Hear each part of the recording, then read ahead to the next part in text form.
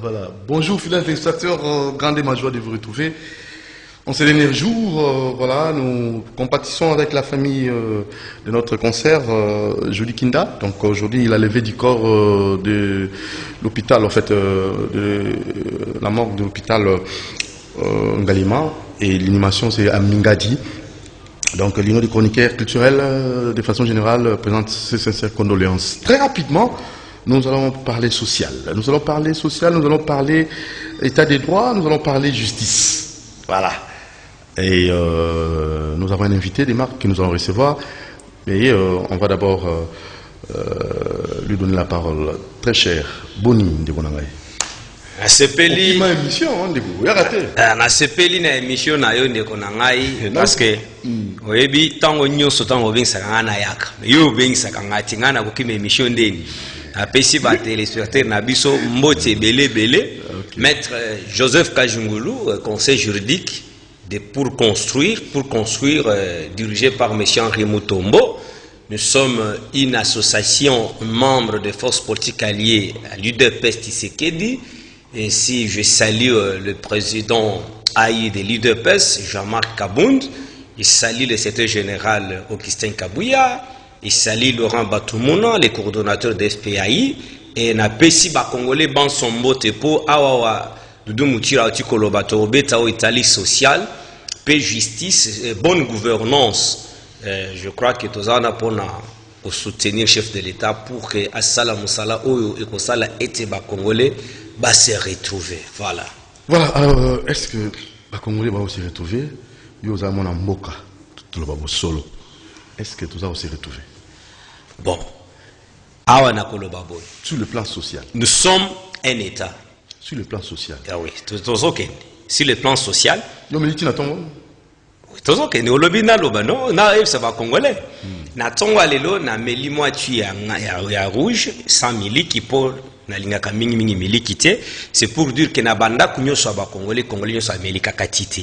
Pona nini po touti na gestion moko cavalière ya mboka pendant plus de 18 ans où il kosala ke lelo engumba Congo ezaki neti engunduka ibimi na nzela na yango chef de l'état kokosala manso poison sengunduka na iska na yango pote ba congolais ba se retrouver maintenant social et c'est total ba spegnon social mon frère hein Doudou social et ko impliquer makambo ebele tous aspect ya éducation, la gratuité de l'enseignement. D'ailleurs ce matin à lundi on a félicité pe bakonzi ya EPST makambo bosali eza bien pona nini potier bana ya école primaire ba finaliste ya 6e primaire ba kofuta ba frère participation c'est mieux pona ko alléger quand même tâche na ba parents ou ba outil confinement il y a 5 mois.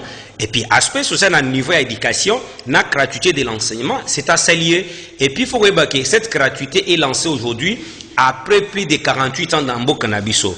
Dans Mobutu, gratuité, c'est moi quelques années après, il faut supprimer tous les temps de Joseph Kabila, gratuité, c'est nangote, tango yé, et kozanga kozala na ba imperfection te. Parce que quand tango boko yengela Mboka, et sengeli kozana sincérité à communication. Gratuité on est aspect social plutôt que na ministre excellence Willy Bakonga avec son adjoint le vice-ministre na ba continuer sur le secteur de l'éducation balengela makambo pour que l'année prochaine gratuité tomeka ko améliorer ba point faible mon année puis au moins ni sous côté on a éducation pour social to kobetela ngona ba aspect nyonso nazana na aspect kako ya éducation so kikaka pe premier ministre ya kala honoraire Matata Mponyo soki asungaka biso na projet ozalaka ya 1000 écoles l'an soki nyonso ane tongamaka mbele oyo tozana bonne difficulté ya ba infrastructure na niveau éducationnel ekokaki kozala te yango tomoni ata descente wana na tokobeta ngo ya bokangalonzo na kobeta ngo na sisana no aspect ouais na sisana no aspect éducationnel yango na kosenga na bango ete ba meka ko relancer tout de suite pour que l'année prochaine s'il y a lieu même soki beaucoup banda construction ba école wana kozongela projet kolandela mbongo soki ebimaka mbongo ya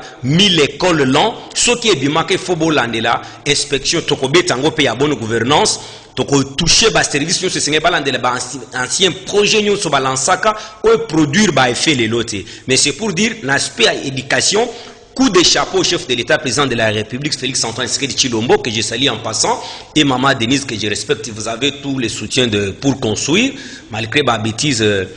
Moi, vous avez les soutiens de pour construire. Et c'est justice ça, dossier. Donc, aspect éducationnel, makambo koleka ndenge elongo bami. Alors, bakozo wana kona koti wana ko beta c'était parce que mboka soki éducation za malonga te, n'espérez pas le futur cadre ya mboka oyo ya malonga. Vous comprenez? Na koti na aspect kolia. Na aspect kolia na ko beta boy. Na zo pesa na pesi na mbote mingi na général ya kanya makasi soit ko kambana ni service national pour la production oyo ya 5000 tonnes ya maïs oyo pe na landaki chef de l'État autorisé que mbongo ebima misolo ebima na lombango poetier ba meka ko distribuer ba masango enana ba différentes provinces na biso pour ba na mboka balia. Alors wana pe na ko beta lisolo pour na ko lobete service national. Et c'est très important aujourd'hui que les gens qui oyo. Pour nangai na kosenga na chef de l'État s'impliquer ete ba mbongo nyoso kota na ba biloko ya bukangalonzo atandi na landi ministre ya agriculture akoloba ete ba pesi mbongo ezaki na budget na ye pona ko exécuter ba travaux kona mais tango premier ministre excellence Ilunga Kamba sali de Santa Doudou yo moko moni recret na ye et tango ako tuna to ki ba fuite ministre ako répondre que non. Tout ce que vous êtes en train de voir, c'est manque de la volonté pour servir le peuple. Et l'inkolobete, ba misolo ya bukangalo. Et puis ce que tu as dit, étendu à ma belle, qu'on a place à Bakékotia Bambongwana. Et ça, zélo na zélo. Et qu'on produit le lot comme malongate. Mais ce que vous avez bakanya makasese, aux yeux ba ancienne ferme ya Équateur, aux yeux pas nangai na mwenedi tu na mushi ya kuna. Et ça na ba mabele moko fertile so batie kaka lisangu boye, do bato ba se retrouver. Na o état social. Na kosenga ndenge chef de l'État lobaki parce que Félix Tshisekedi a kosala manso a kokisaba promesse na ye ya campagne électorale. Félix alobaka boye na campagne électorale qu'il est temps que les sols prennent la revanche sur les sous-sols. C'est pour dire yango konsenga na pesa katango yiso ete ba minéré na biso l'État organisé secteur wana ebimisaka bambongo ebele tango ko bimisa bambongo ba financer batu ba petite et moyenne entreprise les entrepreneurs dans le domaine de l'agriculture tout ça la bilanga po mabele na biso to na 80 000 hectares de terres arables oyo soki kaka to se concentrer to loni batu bakola lanzala na Congo te yango to ko beta c'était na chef de l'État surtout parce que lorsqu'il y a un visionnaire comme le président de la République ata la batu nino bako sunga projet ne pour évoluer vous comprendre pour nga na zomona que général ya service national c'est quelqu'un qu'il faut utiliser dans le domaine tout en renforçant l'équipe naie na ba expérience soit présidence de la République au baza zinga chef de l'État na domaine ena pour que service national ezaka na kanya makase c'était ezaka na ba étendu à travers les territoires na Congo central baza na ba activité na bandundu grand bandundu baza na activité et pa na Kasai kuna na Lomami na Mwenejitu na Mushia donc ezaba place où sengeli ba renforcer ba pesa ngo matériel les moyens qui sont conséquents pour que ba service soit et les congolais vous comprendre ce qu'on a minute il faut que ebake tango boko yenge la mboka esengeli webisaka ba congolais vérité to lebite que nyonso aujourd'hui c'est à la rose non mais sauf ce que les congolais doivent retenir le chef de l'État est imbu d'une pleine volonté de bien faire parce que après aspect agriculture Tokobetu est à la bonne gouvernance. Je vais vous parler de ces dispositifs qu'il a pu mis en place où Ekobangi Sabatulelo. Vous comprendre. Ce qu'on a domaine en agriculture, n'a que Totika, au moins économie n'abisso, il est temps de diversifier notre économie. Vous comprenez. Totika la kaka na bataxe te, pe totika la kaka na o Italie kaka ko somba kabilo ko libanda te. Le moment est arrivé que basunga général il y a service national, ba PC ba moyens conséquents à recruter ba jeunes à travers les territoires nationaux qu'on travaille les sols congolais. Ozomon et le ko sunga biso tolia mingi yango wana pe na cadre kaka social. Dossier tolanda kiawa IGF atuko sala misala moko oyo sepelisi biso mingi a décelé 1300 entreprises Doudou Moutiri, ba 1300 entreprises wana ils a exonéré. Or, exonération, tant qu'on va couper sango mutu, c'est censé que mutu a exploité secteur oyo et qu'on touche vie sociale à peuple. Mais tant qu'on a les 1300 entreprises exonérées, quelle est la vie sociale du peuple bango ba toucha particulièrement au salaire été ba congolais ba se retrouva et salité yango pona biso pour construire toko senga na chef de l'État boy 1 général ou ya service national ba service na union sociale à la financer pour que ba relancer ba activité na bango nyonso à travers le territoire national. De deux, soutenir tous les fermiers serriers. Vous comprenez? Je vous ai toujours donné l'exemple ici. Commençons seulement, au lieu d'aller loin, faisons des textes seulement dans le plateau de Batiki Ao. Ba paysan nyonso bazakuna to financer bango.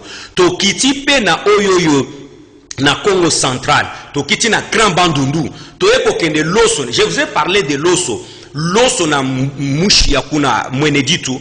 Ce qu'on comme Mbushuma 120 km Mweneditu. Mweneditu mushia c'est une affaire il y a 20 minutes 20 km. To komi na mushia to financer loso kuna ekobima kili. Donc eko revitaye Kananga Mbujuma Mweneditu Sankuru batu bako se retrouver. Donc na domaine agriculture na ko senga chef de l'état pour respecter les lobanaye ou loba qui le sol va prendre la revanche sur le sous-sol. C'est pour dire que éducation batu ba moni gratuité yangwane zo ya toko bunde pe pona ko améliorer côté wana makambo bako sala ya service national il faut ko renforcer ngo na ministre chef de l'état na bonne foi pona ko sala mosala yango na lobby lui en tant que visionnaire aluka na ba secteur ba domaine nyonso atia bato bazana même compréhension na vision na ye pour la réussite parce que tant toko comme na 2023 au monité tant on de Kabila Kakemi a échoué mandat na ye 18 ans na ye o ba congolais ba se retrouver. Est-ce que moni batanga Kakemina kwa échoué balobakete Ngoïka Sanja échoué balobaka nini Joseph Kabila. C'est pour dire mutu oyo azar responsable devant le peuple congolais, c'est le chef de l'État. Si les gens disent que les gestionnaires quotidiens et action gouvernementale c'est le premier ministre, oui c'est constitutionnel, mais devant le peuple congolais qui est le responsable? C'est le chef de l'État. Lui peut être responsable devant le Parlement. Quelques individus que nous avions élus qui nous représentent et en même temps qu'il ne faut même pas le travail qui nous rencontre nos situations. C'est pour dire le chef de l'État, même dans les domaines communicationnels autres en abino. Ce que j'ai de l'État pour azu motiri pour éviter que motiri a communiquer dans le domaine tel correctement. Azuye pourquoi parce que ce qui a réussi dans le domaine wana na 2023 biso peuple mututo ponaye to souffrant na bango pendant plusieurs années dans l'opposition to copé c'est sous confiance parce que na façon denga ko gérer vraiment deuxième mandat na eza assuré donc il ko moko ko loba likolo wana ezalité ce que lo na ko bakisa na domaine tobeta mbala moko ya gouvernance de voilà matike ko loba au téléphone efungo ozoloba est-ce que salaire bato est-ce que salaire on eza penza kolongo bana ezo pesa moto makoki ya kosala nyonso Doudou Motiri na ebiete tozana mboko yoyo lelo tokolo bateke nyonso eza ok et na uti ko biso lisolo ya engunduka oyo ebimaki na nzela na ye akoti na makadam. Alors le président de la République a kozongisa engunduka na nzela na ye na kozongisa manso ekobonga mala mokote toko kende o toko benga mwenye. Cela veut dire salaire o bato ba ko toucher lelo. Moi je suis partisan Doudou Motiri au combien à niveau ngalinga kina kombo ya salaire. Souci na nga ezabo. Comme le Congo nous avions fêté les 60 ans d'indépendance et qu'il n'y a pas l'évolution. Voilà ce que je propose. Je propose ceci. Doudou Motiri, je propose ceci. Il est temps de nous sacrifier. Cela veut dire ba député na biso et sengeli bandima un salaire maigre. Et l'on a proposé là-dessus. Je propose que les députés nationaux puissent commencer à toucher $2 500. Le ministre du gouvernement national touche $2 500. Cela veut dire que le chef de l'État doit utiliser les gens qui acceptent de se sacrifier pour que tout relever défi à pauvreté aux Anamboka. Vous comprenez? Au jour d'aujourd'hui, vous trouvez, on me donne un exemple par les proches d'Obé Minaku. L'un me dit ceci, que les carburants tout simplement qu'Obé Minaku a utilisé pendant ce temps, les mois les carburants coûtaient 100 000 €. Vous comprenez? Limousine mais ça reste à vérifier. Mais moutou abete biso lisolo wana bato azaki ba approche na ye. Mais ceux qui moutou a utilisé carburant tout simplement ezoye 100 000 € les mois. Maintenant prends une année à 12 mois, fois 5 ans, fois $100 000, c'est à peu près 6 millions d'euros que moutou a utilisé juste pour les carburants. Yango tolobi na maye etali salaire à Batou, chef de l'État mona, dans n'importe quel domaine, c'est le moment de sacrifice. Oyebi kutu, tant ouye soyaka na mokilo yo, si seulement Christ n'avait pas accepté les sacrifices, c'est pourquoi Congo est sali 60 ans, développement est salité. Alors, il fallait pas qu'on soit battu, net minute au kaki masolo la fois passée à ba député ba kosenga ba bakise la bango salaire. Non, nous sommes au moment, il y a des pays où je vis, un premier ministre se rendait au bureau à l'aide d'un vélo. Vous comprenez? Et Sengeli Koutou, tout ça une étude rationnelle. Ministre à côté de la moutou kandengini na mboka neto ya biso batuba koyo kwa. Nous ne sommes pas les temps où batuba sal ba misa la bourgeoisie moko oyoyo tango tali mucho ya zali kolo kuna otali. Je te dis, yo kenda campagne netingai. Surtout biso mutopostila na bamboka. Au côté la quartier mususu bosoki obimiska 500 francs. Moni batu ba komunda pona 500 francs. Est-ce que na moment na bokoza na ba institution moko boye neti senisa wana. Eza suna utilité ni. Voilà. Alors ça ba bilo moko il fallait kwa bolira ngo ko chango pembeni ko zo awa wa considération ya peuple. Yango na sengi na chef de l'état. C'est un visionnaire. Dans la vision, il y a ce qu'on appelle les roues de la vision. Na domaine nyonso atia bato yo bakozala na même compréhension pour réussir. Et puis de deux, c'est le moment que les Congolais puissent se discipliner à tous les niveaux pour organiser notre pays.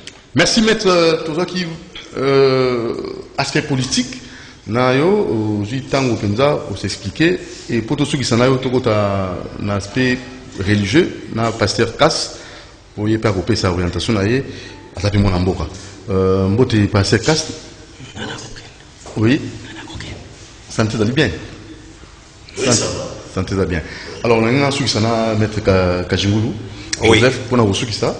Pour nous, souci ça n'a pas bête, na Italie bonne gouvernance. Juste quelques minutes pour la priorité, c'est la parole de Dieu. Il y a une question, il n'y a pas ça. Bonne gouvernance, pas ça. Parce que pour ces un appel, il y a Vital Kamere, reprise dans déjà. Alors, il y a qui, na kotala likambo ya IGF.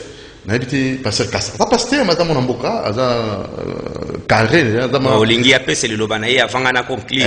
Avant de conclure. D'abord, pasteur Kass, les social du peuple, justice Nabiso, est-ce que Makambo Tambola, en tant que Moussel Nzambe?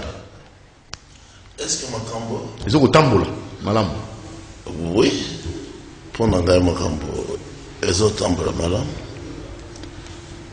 Nakolandaka. Orientation, je sais qu'il dit à Zanango, Père Zopessa. Nalobaka tout le temps, ce qui bâtit qui est tranquille. À côté de ça, madame, Makambo sont très bien. Dengue a ressuscité justice. Alingi a restauré armée. Makambo c'est autant madame, ce qui bâtit qui est libre. Ce qui est zinga na ye bato nyonso. Tant le bâti qui est libre, ça veut dire quoi? Bato ya mabe oyo yazo sala na bango. Oyo bazai lokola basubalterne ya président. Balingi a réussi balingi mboka kende libosote. Koyiba. Dans autant on a des journaux, Bamibi à tous les niveaux, on a des entreprises presque nyonso, Koyiba, Moutoua, Sali classe, a comme Moyibi paye à Koyiba et Belé, les alissons, donc ceux qui va écarter, oui, par exemple, Kamere et ceux qui va qui étaient, Lelo et Okaï Kozanini. Ah, c'est trop fort. Mais nous sommes observateurs. C'est trop fort. Nous sommes serviteurs de Dieu. Nous sommes Zambalingi Bamibité. Tu ne voleras point. Tu ne tueras point. On va dire Koyiba et c'est une vie normale. Basé Koboma, au dénoncé y était, au condamné y était. Bakobomayo Bantuani wana.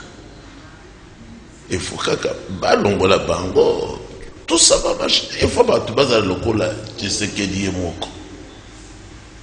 Bat lokola ba catholique. Il faut kolongola kabango na misala ya boye. Les lots bazo comité ils savent vraiment que bazali banguna ba catholique. Bible c'est le bakiango. Donc ce qui alliance, constat d'alliance, n'a pas tomabé, n'a pas adultère, n'a pas miibi, ça ne va pas marcher.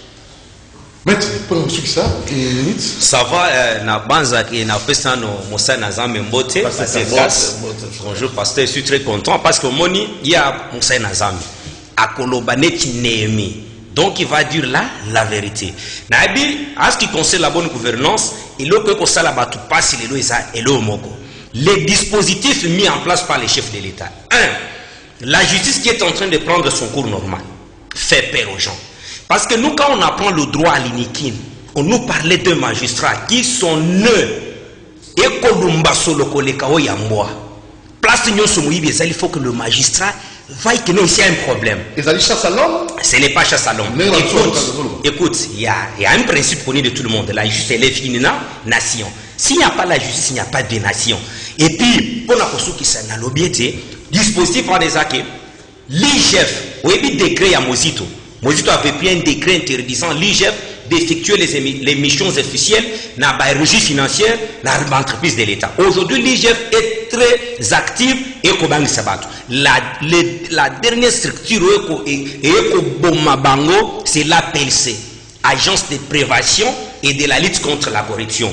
Bisso pour construire, l'objectif c'est la lutte contre la corruption. Yango a lancé marche le 3 septembre.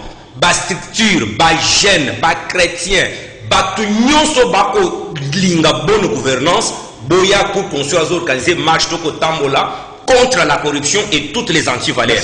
Dispositif en yango moni peut être ba sénateur américain, ba ko tchai sous pression davantage sur le président de la République pour la lutte contre la corruption. Mais ce qui est vrai ici, les chefs de l'État est dans les bons. Là il faut les retenir. Na sukisi na koloba na pamboli ba congolais nyonso. Na yebanzete ko fanda na ngana kiti moko na Moussa Nazambe boye na pamboli zo la na ebele tout. Merci maître. Merci. Allez, on va poursuivre avec Pasteur Kass. Maître topé sur temps aux hommes ça linga osala. La qui fond de finale on a habité mon jamba orienté nzengo bimila le temps Pasteur Kass na zongi sima ba na yo sikayo boye tout ça que la justice tout que la sociale tout le même manso que les malamu. Mais pour nous, ils allaient tribalisme, ils allaient la TV pour soutenir le pouvoir, est-ce que nous avons le peuple congolais? Le tribalisme est allé à niveau nini. Naïveté, est allé à niveau nini. On n'a pas sa réponse. Parce que les gens pensent que entre le Balouba, on va se soutenir. Ceux qui na mbeba comme ko ganga tribalisme au secours tribalisme au secours tribalisme Baluba ceux qui bakoy na mbeba so muntu ko na mbeba aza muluba te aza ko kanisa ko ezali tribalisme bino ko le garantie fort natikino maluba monte na fali nye baluba bazali yo muluba o bazali kali muluba sikuna tikino muluba ba ko landa no ndako abi azolo bakaka po bazali baluba tribalisme bazali ko appuyer pouvoir en place azali luba ngape na azali luba botaminde baluba voilà kasi baluba bazala ka ba tribaliste te pona nini premièrement po bazali na complexe te ya infériorité complexe wala ya komimona yo ozali mokuse sali ozali mingi te yo yebi mingi te complexe wana nde epesaka bato bazala batribaliste po soki batie quelque part akoluka kaka bandeko na ye lokola oyo esalamaki na 60 ntango tozwaki oyo babengaki indépendance kasavu bapotikaka bakongo lumumba azwi kaka batetela tinde bango na poto kaka wana nde tribalisme. Mais ce qui m'a dit, parce qu'Azali na boyebi, Azali na compétence. Dans un exemple, il y a C pour montrer sur Ayoka. Natango il y a léopard. Tango Congo Azalaki na motu ba jouer na biso baza kobeta bal kitoko baza koluka ba léopard na entraîneur allemand Vidinik aza kozwa 8 joueurs ya Angleterre. Mpona nini? Parce que bazali ba meilleur joueur. Bazaki kokende kobeta bal mpona lokumu ya mboka. Allez, on a Kinshasa, bazui 2 ou 3. Et ça qui Léopard. Donc Léopard, ils allaient joueur sélectionné.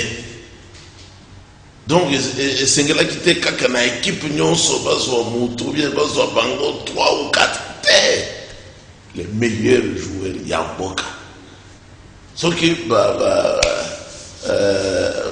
bato bazali c'est que tribalisme ezali na ba tribaliste. OK. Tala par exemple na époque ya Mobutu yazali tribaliste. Yazali ki soki azui moto ya Équateur atie quelque part akoyebisa ye yo pezo abande kona yo tia bango kaka boy wana ezali tribalisme. Mais pona moto po ayebi aya kosala mosala po makambo ekendelos wana ezali oyo babengi justice, wana ezali justice, wana pe ezali nde compétence koyeba kosala sélection, bapsikolo bayebi kosala sélection, wana eza tribalisme. Voilà, alors toujours kende bien que toujours beta c'était dans social, toujours beta c'était dans justice, toujours beta c'était dans les mboko yeko tambola na coalition yo FCC cash. Parce que surtout tali ndenge va changer ba yike basé ko kamba accord au FCC cash ba tout changer ba bazaki liboso kabunde les autres kabuya bazali banda bache ba susu ni nani yo pa milibanda. Est-ce que vous botez un boum? Les bandits à Nino. Bateau, bah comme un accord, bah il qui basé beaucoup d'accord, FCC cash, bah représentant, bah comme un malango. On a évité, on a eu pas comme on a eu bien côté, mais quand la carte accord en gros, est-ce que ça maintenant ça va? Bah vous quand ils allaient causer là tout est. Non, mais dans le baki depuis longtemps que d'abord bah toi na bah outina bah formation politique et que ça. Bazali na vision et que ça. Bazali na malakisi doctrine. Chaque parti politique a une doctrine. Donc pourquoi ça vraiment ndenge moko musala te. Yango na bitumba ezali au niveau ya doctrine na bango et que ça na niveau ya vision objectif et que ça. Mais pour l'intérêt de la nation, bah koki ko lukana bulamu ya mboka te, ba peuple te. Soki ba ina bokesi na ndenge doctrine. Banani ba kambi ya des tendances des courants politiques. Mais par exemple aux hommes tu sais qu'il dit makanisi naye manso ezali po peuple azala malam. Mboka ezala malam. Bamususu bazana yete bautina yena parti mon côté makanisi na bango ezali ndenge moko na sekete problème nyonso yango bamususu ba yekolinde po ba ya kosala musala pona bango moko ça ne peut pas aller ce qui otali koyiba ezo utananga mo Siko koyiba ezo utananga mo. Mais est-ce que la solution bah justice en place bah bah monsieur Bano Barnon est à double vitesse. C'est-à-dire ils allaient pour na kangaka bato FCC. Alors que il y a aussi cash moko pas avec na kukangana. So kasi Tshisekedi alobakite. Ata soki nalia kanayo, ata soki tozalaka nanda komoko ya alobaki terme ya bakino ya bana mai. Soki oyibi okena boloko. Alobaki ango. Lelo na tongo ba ebisinga ke ministre de la santé naibi na mosel komo naye bakolanda yepe. Oui, IGF. Oui, bakolanda komo na eteni. Auti na parti ni. UDPS. Alors, ba ebisinga na tongo yepe ba ifa kanga yepe parce qu'il y a ibi mo. Très basolanda l'enquête, baso enquêter sur la gestion. Nan ba condamné. Ba skani ni mbongo wana ke mo yipi. Et alors, au IDPS, au contraire, IDPS, pas au Kanga, il paye au Kende. Ok, c'est ça. Justice, on est la juste. lokola nkolo alobi yango na bible botia bajuge na bavile na bino nyonso justice ezala juste koporte atteinte te na droit moko ya ndeko na yo na mboka. Passer casse toujours qui est malé malimbe na souka reprise de l'activité au sein de l'église. Vous allez vous en Nzambe na expérience douloureuse au ya Covid-19. Nini oyo yo ko na peuple na biso na basala Nzambe pour na koyeba orienter bana Nzambe de façon un peu différente. Pour bana Nzambe bazwa topesaki kaka batoli oyo ba autorité bapesaka mpona kobatela yango kozala na masque ya kozipa zolo na monoko surtout soki ozali penepene na bato kogarde mpe distance. Mais l'église non bato saki bato sote mpona ezali mpona bolambo na bango efo batosa kogarde distance kopesa na mpe mbote na maboko te toétendre yango mpe na domaine spirituel kogarde distance na bafaux prophète nyonso wana togarde kaka distance kopesana na bango mbote te bafaux prophète nyonso et puis tozala na bizipelo na biso masque soki tozali en face na bango mpo tomelaka milimo na bango te bato oyo bateyaka kaka esambo bato oyo bakosaka ke nkolo asi azonga bato oyo bazokosa ke enlèvement ekosalema te tokogarde mesure wana barrière liboso ya bato wana bakatholike bango nyonso wana mesure toélargir yango bafrère na basœur bacomprendre très bien. Ah oui, mais lelo oye mon côté na émission lelo oye na maman na mwasi na moko maman comme nani Safi maman Safi na mona seki yo na TV auti na Kivu oh ayesika te aza avoa Jackie te auti na Kivu epa ina bango couper maman moké kuna kusani famille na bango eza kuna kotala baboti seconde akendeki kuna te okay. Abotami kuna akoli kuna yo bali yesi na bali ye à partir ya kuna auti kuna aye awa. Bon, très bien. En tout cas, ça c'est très bien. Alors, parce que casse, tout le monde si koto megako beta c'était dans les cambo etali ba politicien abiso. Parce que vous savez, l'obito qui na sujet moto beta qui c'était à venir à ba jeune. Jeunesse c'est que ne pensa na pas phénomène le quoi ba kuluna, chômage et à part ça aussi jeune asa vraiment ko rebatté ici.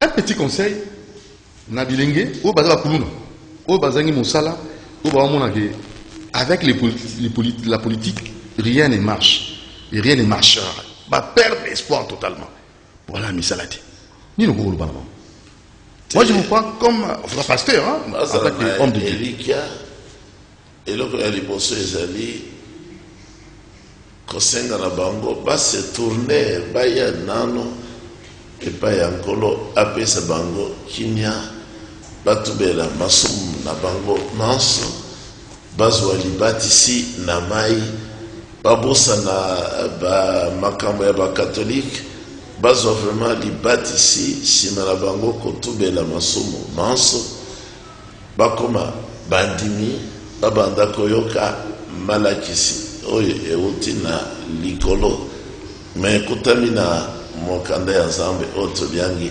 Biblia bazala na elikia ke nkolo abosani bango te akolukela bango misala akolukela bango mabala bakozwa pe misolo soki baza na elikia moto aza na elikia epai ya nkolo akosamaka te akozala pe confondu te bayande epai na ye bazwa kimia batika makambo ya mobulu batika makambo ya komela banki ata cigarette ya pamba batika pe kolangwa masanga nano balite koluka mwasi ya ndumba te kozala tranquille kopesa elikia na nkolo akosala manso. Très bien. En tout cas, appel vous allez lancer appel pressant na Bakambi pour le général Elvis Palanka Nawesh, Azamoko Sololara. Il faut qu'on associe na Makambo Bakulu na pour trop c'est trop, bande de Yolo, Capella, tout ça, se plaindre na Mumbele. Donc appel na Yemoko général Elvis Palanka Nawesh. Bakonzambo Kabatana no pour à côté Makambo na pour aussi sa Kuluna na Mboko na biso. Colonel Désiré, mon maître de PCB Moté. Alors, programme église, n'a numéro de téléphone pour la construire ça. Programme, il y a église Nabiso, tous les jours, sauf vendredi, na samedi. Numéro de téléphone, c'est 09 4 fois 199 58. 09 4 fois 199 58. Merci, Pasteur Kass. Félicitations et à boss Lutumba, chez les boss Lembana, chez les boss Pandal. Félicitations. Na Nengo Zaranayo rationnel, na Makamunayo. Boss Lutumba n'a pas dit la commission message nayo. Na monsieur Jean-Pierre Mbala Kassanda. Il est payé à. C'est pour la Nengo Zaranayo rationnel, na Makamunayo. Na boss sanité, copie ça, excellent week-end, monsieur bienvenue en Simba Cel, maison de la prière, cité d'exaucement. Tokomi Nasuka. Merci beaucoup, Pasteur Kass. Vous en achetez la radio, apparemment. Oui, dans une chaîne, comment on a la voix de l'église primitive. La voix de l'église primitive. La fréquence 89.3. 89.3. En tout cas, coup de chapeau, nous allons prochainement, Nzamba Ebi, Nzamba Rosunga Congo, tous Aran Elikia, tous Samibeko, P justice Sarah Moussala, sans pardon, hein, sans tendance, sans parti pris. Donc il faut vraiment. Vraiment beaucoup pour changer. Merci Namoron Djambé, merci Nalenka Bongo, merci Nabanjolo Christiana Brunonzinga et Bolande Belé. La suite, Nadoudou Montiri TV, chaîne YouTube, pour la suite de l'information. Mototo, courage et si vous donnez l'abisso. En tout cas, tout signaler bino, courage joli qui désolé on va mort. Il y a un hôpital Oyangalema, et Zaokenda, na Mingadi, na Bakongo pour la animation. Allez. Courage à toute la presse pour la disparition de notre concert. Ciao.